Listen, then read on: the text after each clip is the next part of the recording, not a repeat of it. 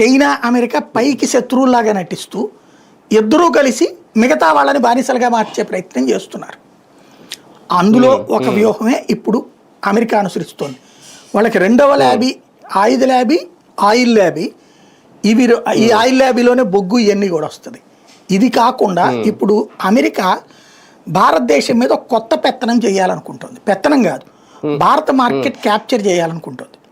మన దేశంలో ఇప్పుడు మీరు అబ్జర్వ్ చేస్తే మీకు వ్యవసాయం కూడా అలవాటు ఉంది కదా, ఐడియా ఉంది కదా.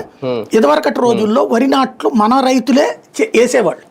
ఏది ఒకళ్ళ పొలాల్లో నాట్లను తయారు చేస్తుండేవాళ్ళు. సీడింగ్ అంటారు ఆ సిస్టమ్.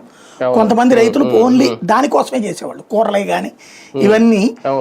ఇప్పుడు మనకు కనుక దాని పేరు ఏమంటారు, ఉద్యానవనాలకు సంబంధించినటువంటి ఇవి ఉంటాయి. వాళ్ళు చేసేది ఇయే కదా, నారులు తయారు చేసి మనకు అమ్ముతుంటారు. అట్లా కొంతమంది రైతులు అదే పని చేస్తుండేవాళ్ళు. ఇప్పుడు ఆ వ్యాపారం ఎంత ఉంది మన దగ్గర? ఎక్కువగా ఏ వ్యాపారం నడుస్తుంది? విత్తనాలు కొంటున్నాం.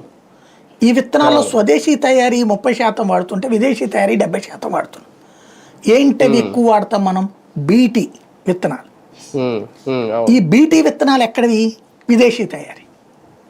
ఒకప్పుడు అట్లాగా వాళ్ళు ప్రవేశపెట్టినప్పుడు చాలా పెద్ద రచ్చ నడిచింది, కమ్యూనిస్టులు పెద్ద ఉద్యమాలు చేశారు. కానీ అర్థమయ్యేలా